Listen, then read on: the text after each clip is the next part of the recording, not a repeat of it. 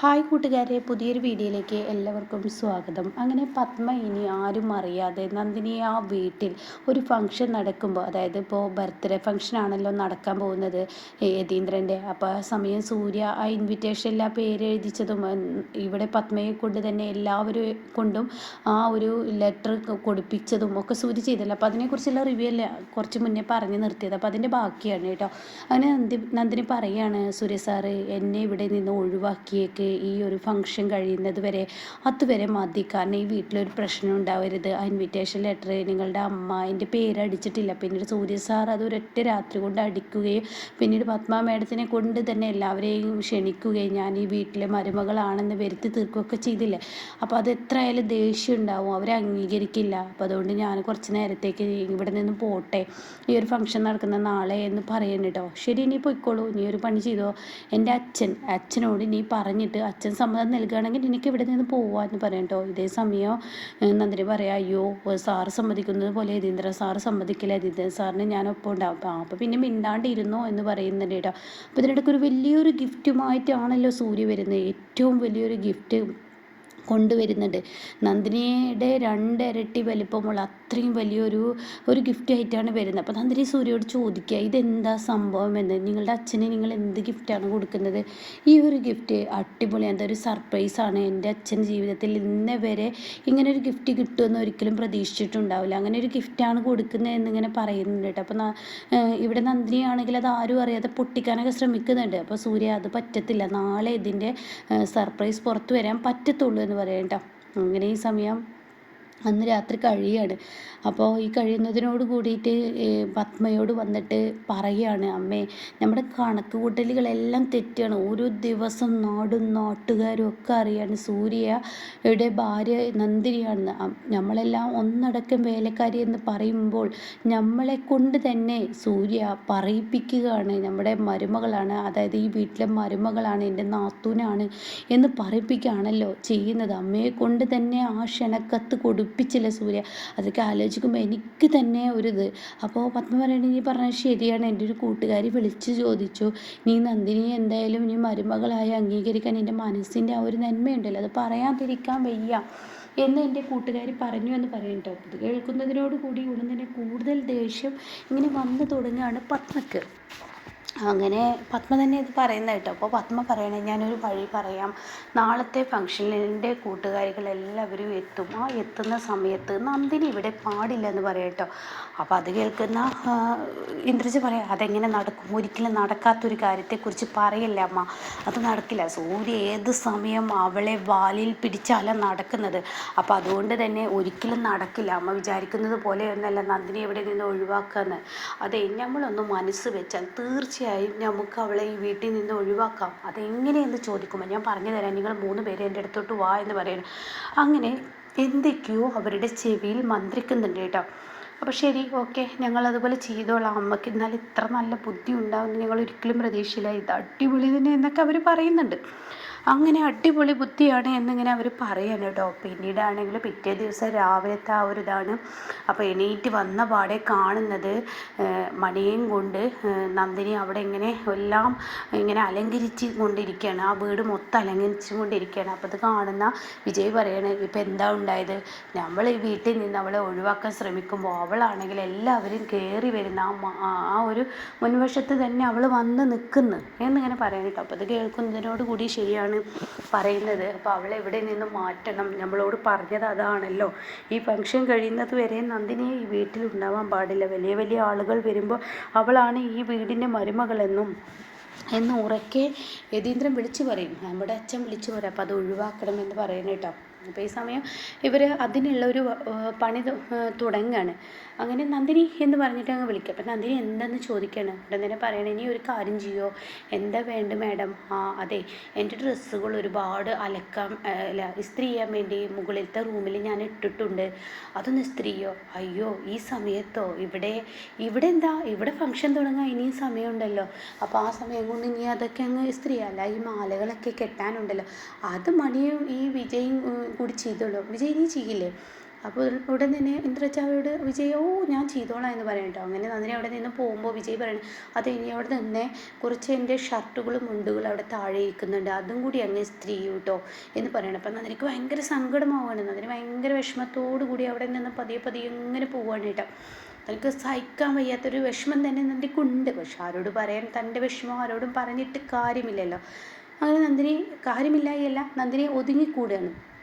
അങ്ങനെ നന്ദിനി അവിടെ നിന്ന് പോവുകയാണ് കേട്ടോ. പിന്നീടാണെങ്കിലോ സൂര്യയാണ് കാണിക്കുന്നത് തൻ്റെ അച്ഛന് വലിയൊരു സർപ്രൈസ് ഈ 50ാം പിറന്നാൾ കൊടുക്കണമെന്നുള്ള ആ ഒരു ആഗ്രഹമാണ് സൂര്യക്ക്. അങ്ങനെ സൂര്യ എന്ത് ചെയ്യുന്നു, ഡാൻസും പാട്ടൊക്കെ നല്ല ഒന്നൊന്നര സ്റ്റെപ്പുമായി സൂര്യ ഇങ്ങനെ കളിച്ചും കൊണ്ട് വരികയാണ് കേട്ടോ. അങ്ങനെ അവിടെ പാട്ടും ഡാൻസൊക്കെ ആകുമ്പോൾ നന്ദിനി ഇസ്തിരിയുടെ മുകളിൽ നിന്ന് കേൾക്കുന്നുണ്ട്.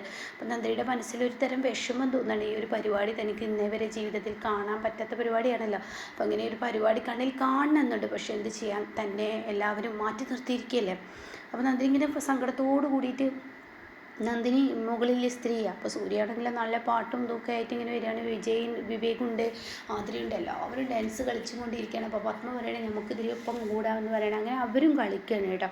അപ്പോൾ സൂര്യയാണെങ്കിലോ ഈ തിരക്കുകൾക്കിടയിൽ നന്ദിനി ശ്രദ്ധിക്കുന്നില്ല. പിന്നീട് കാണിക്കുന്ന യതീന്ദ്രൻ്റെ റൂമിലോട്ട് ഇവരങ്ങ് പോവുകയാണ് സൂര്യ. അപ്പോൾ സൂര്യ ഈ പാട്ടുമായി ചെല്ലുമ്പോൾ എങ്ങനെയുണ്ട് എൻ്റെ വേഷം എന്ന് യതീന്ദ്രൻ ചോദിക്കണേ.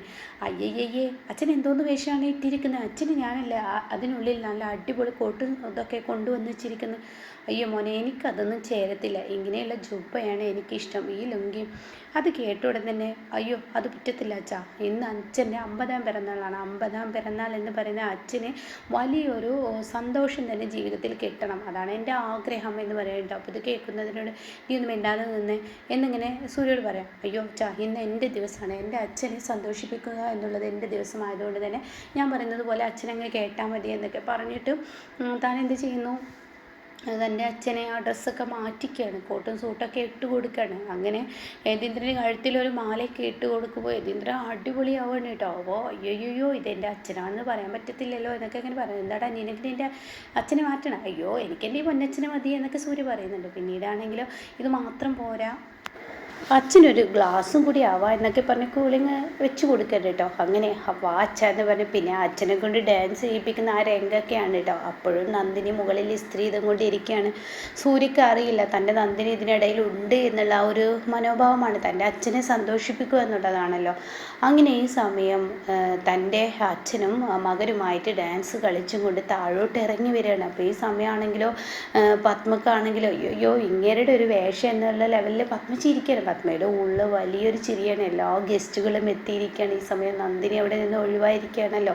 തൻ്റെ മരുമകൾ എന്ന് പറഞ്ഞ് എല്ലാവർക്കും മുന്നിൽ ഒരിക്കലും കാണിച്ചു കൊടുക്കരുത് അവളെ എന്നുള്ള ആ ഒരു മനോഭാവത്തോടു കൂടി പത്മയും ഇന്ദ്രജ, വേദ, വിജയൊക്കെ നിൽക്കുകയാണ്. അങ്ങനെ ഇവരെ കൊണ്ട് ഇവർ വരുമ്പോൾ യതീന്ദ്രനും പത്മയെ കൊണ്ട് ഡാൻസ് കളിപ്പിക്കുന്നൊക്കെ ഉണ്ട് കേട്ടോ. അവരെ പത്മയും ആ ഡാൻസ് പങ്കുചേരുകയാണ്. പിന്നീടാണെങ്കിലോ അവിടെ വലിയ ആഘോഷം തന്നെ ആവുകയാണ്. അപ്പോഴേക്കും നന്ദിനിയുടെ ഈ സ്ത്രീയിലൊക്കെ കഴിഞ്ഞു. നന്ദിനി ഇസ്ത്രീപ്പെട്ട് താഴെയൊക്കെ വെച്ച് താഴോട്ട് വരാൻ ശ്രമിക്കുമ്പോൾ പെട്ടെന്നത് പത്മയുടെ കണ്ണിൽ കാണണം കേട്ടോ. സ്റ്റെയറിൽ നിന്ന് ഇറങ്ങി വരുന്ന പത്മ കാണും ഇന്ദ്രജയെ തട്ടുക. അപ്പോൾ ഇന്ദ്രജയോട് പറയാണ്. അപ്പോഴേക്കും ഇന്ദ്രജ ഓടി ചെല്ലുകയാണ് നന്ദിനിയുടെ അടുത്തോട്ട്. നന്ദിനി നിങ്ങൾ വന്നേ, എന്നോടൊരു കാര്യം പറയണ്ട. അപ്പം നന്ദിനി അയ്യോ അവിടെ കേക്ക് കട്ടിങ്ങിൻ്റെ സമയമായില്ലേ, എനിക്ക് കേക്ക് കട്ട് ചെയ്യുന്നത് കാണാം. അപ്പോഴേക്കും വേദ എത്തുകയാണ്. എന്താ പ്രശ്നം?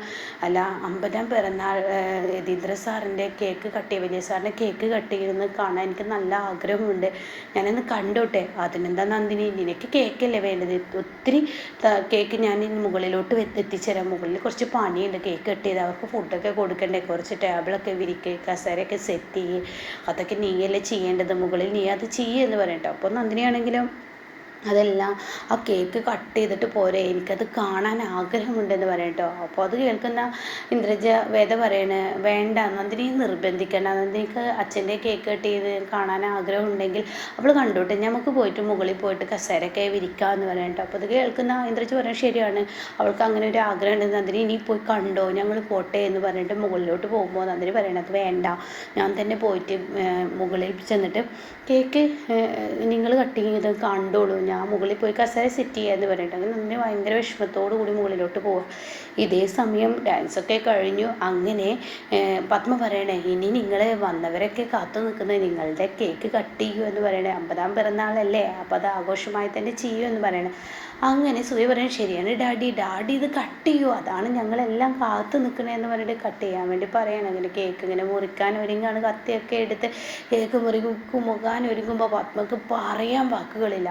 അത്രയും സന്തോഷത്തോടു കൂടി പത്മ നിൽക്കുന്ന, ഇന്ദ്രജ നിൽക്കുന്ന, വിജയ് നിൽക്കുന്ന, അതുപോലെ വേദം നിൽക്കുന്ന എല്ലാവരും, സൂര്യയുടെ കണ്ണിലാണെങ്കിൽ നന്ദിനി അരികത്തുണ്ട് എന്നുള്ള ലെവലിലാണ് സൂര്യ നിൽക്കുന്നത്. അപ്പോഴാണ് പെട്ടെന്ന് യതീന്ദ്രൻ കേക്ക് ഇങ്ങനെ ഇതിലോട്ട് കത്തിങ്ങനെ വെക്കാൻ നേരം തൻ്റെ ഉള്ളിലിങ്ങനെ ഇത്രയും നേരം താൻ ഡാൻസ് കളിക്കുമ്പോൾ തൻ്റെ ഭാര്യയൊത്ത് കളിച്ചു, തൻ്റെ 2 മക്കളൊത്ത് കളിച്ചു, അതുപോലെ മരുമകനായിട്ട് കളിച്ചു, മകനായിട്ട് കളിച്ചു. പക്ഷേ നന്ദിനിയെ ആ സമയം താൻ കണ്ടില്ല. സൂര്യ ആണെങ്കിൽ അത് നോക്കുന്നുമില്ല. എൻ്റെ നന്ദിനി എവിടെ എന്നുള്ള ആ ഒരു ഭയപ്പാട് യതീന്ദ്രൻ്റെ ഉള്ളിൽ വരികയാണ്.